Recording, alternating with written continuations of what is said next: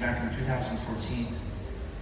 And there we were trying to tokenize cash flows from content websites so that if you owned a token, you would get a portion of the advertising revenue from the content site. So it was a pretty advanced form of RWA.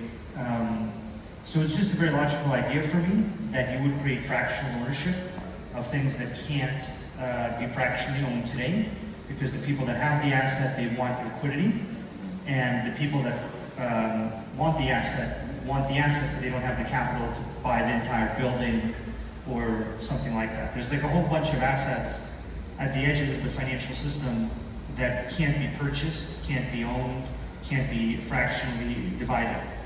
So that was interesting. And then there's also all kinds of dynamics I've discovered about real-world assets over the years, where they create a lot of economic efficiency for things like collateral management.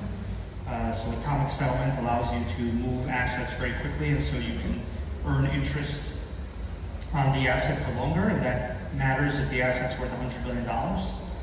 And then the thing that I'm really focused on now with real-world assets is turning them into what we call unified golden records. So the real-world asset is an ownership receipt, but also, in addition to being an ownership receipt, it's in a data container that has all kinds of information about the underlying asset. So the traditional model of asset ownership has been that value transfer system, the ownership rights transfer system, is one system, and the data systems describing what's going on with the asset are a different set of systems.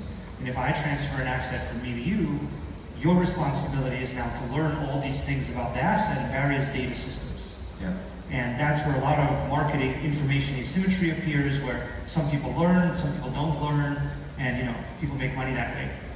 But I think a better model is the unified golden record model, where the real-world asset is both an ownership receipt and it's a bunch of pieces of data. History. Well, history, and also just the current status of the asset. Like, here's a gold coin. Let me tell you once a year if the gold is there, or let me tell you every second if the gold is there. Here's a carbon credit. Let me tell you if it's still valid. Here's a piece of real estate. Let me tell you if there's additional debt that appeared on the real estate. Here's a tokenized fund. Let me give you the NAV valuation, not every month or every quarter, but every second. So there's all this data about the underlying asset that is really, really critical to understanding it, buying it, selling it, managing the risk of it.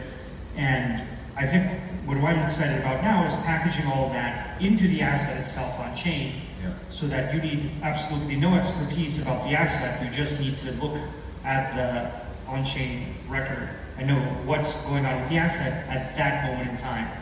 And I think that's a very big advantage. Yeah, so we're completely automating the traditional finance here. This is like really the future.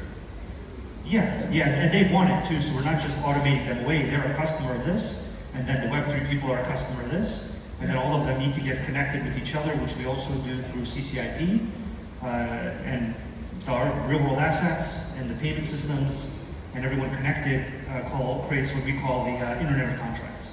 Okay, understand. And CCIP stands for?